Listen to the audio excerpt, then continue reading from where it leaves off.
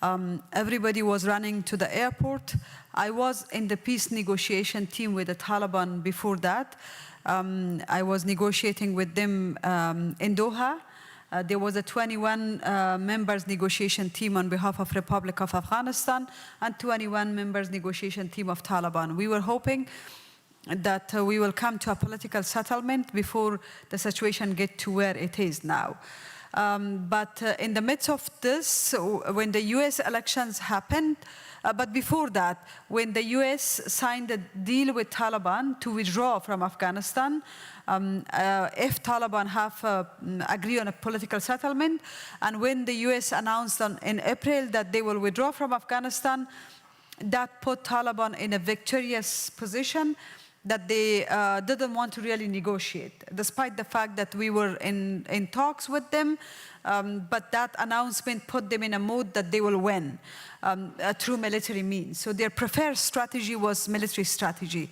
But none of us actually believed that everything will collapse so fast and the people will pay the consequences. Because you saw some of the footages when Kabul collapsed to Taliban, thousands of people actually flew to the airport. I was in Kabul when this happened. I could see how streets were crowded with cars and people, basically that nobody could move because everybody wanted to escape.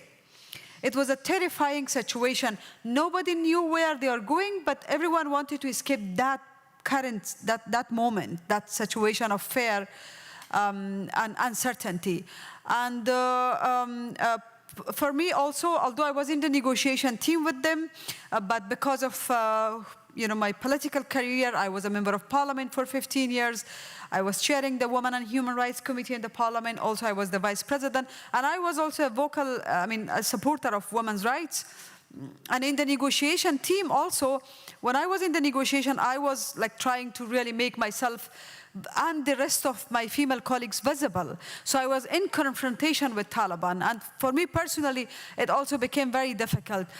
So I had a tough choice to make, whether I wanted to leave Afghanistan or stay there and be with the people. I decided to be there with the people because that's what the real, so to say, leaders would do, to choose with their people. But the next day when Taliban came, they actually put security guards at my house. So the 3 Taliban were guarding my house, and I didn't get out of the home for 3 days. 2 weeks. The lucky thing was I managed to send my daughters through the evacuation. So I was a little bit relieved, but all my family and my political supporters and those who stood with me to protest for equality and justice, they are in Afghanistan now. After 2 weeks of struggling to, go to a safer place and come back to my house, living in hiding and trying to escape Taliban searching my house, I finally, with direct support from Qatar government, but with a lot of push from IPU and follow-up from the Inter-Parliamentary Union, I then came to, this was the last flight I took before Americans leave. I came to Doha. It was not easy for me to get out of my home with all the security and the Taliban at my gate, but there were some level of arrangements with them so that they do not harm. I came to the airport, and it was extremely, extremely difficult and emotional to leave everything you have built. I have invested my blood in that country, and along with me, thousands of other women and men had to flee their villages and their homes, with the hope that we will return. Now, this is my plan. Today, you know that there was enormous protests in Kabul, in different parts of Afghanistan. In Kabul, women also protested. Some women were locked in the basement by Taliban. In some places, Taliban actually tried to dismantle the demonstrators by tear gas and shooting. But this will continue, and that is something I'm proud of, because 20 years back also I was in Kabul, in Afghanistan, under Taliban. This was not possible 20 years back. A Taliban oppressive regime continued and people were silent. Now they are not silent. They are in the streets, they are in the roads, and I'm going to join them hopefully soon when the flights resume to Afghanistan.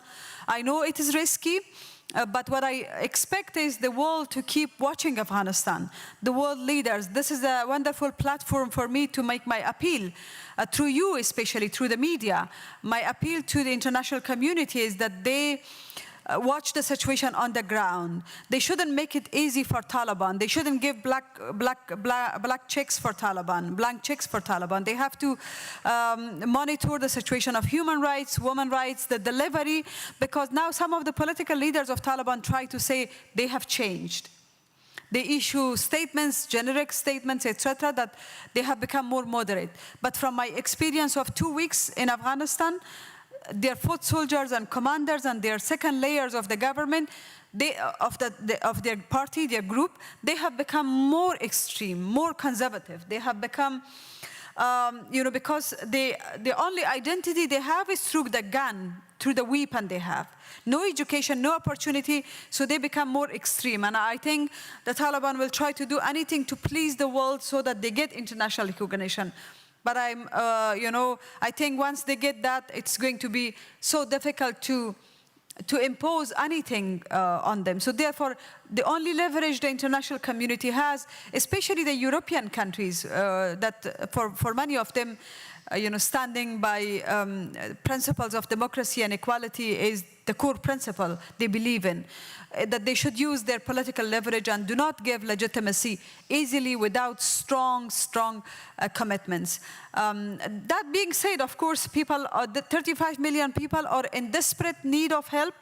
Everyone is jobless, everyone basically. People haven't been paid for months, so humanitarian aids must continue because that will reach the people of Afghanistan. I hope the UN, the United Nations, will get more engaged in making sure that the humanitarian aid reach to the people of Afghanistan.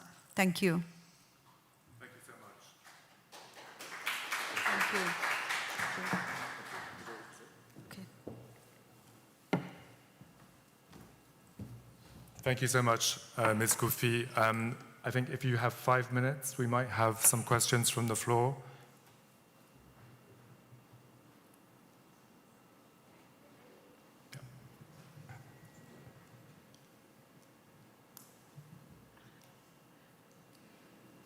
You said, Mrs.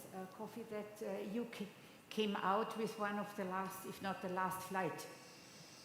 And how can you care for your family members here and there? The family members? Your family members that are still in Afghanistan and those who fled with you. I flew the last one before the Americans evacuate. I was the only person in the flight because it was so difficult to arrange my departure.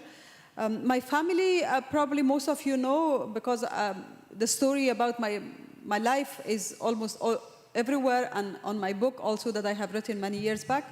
I have a big family members.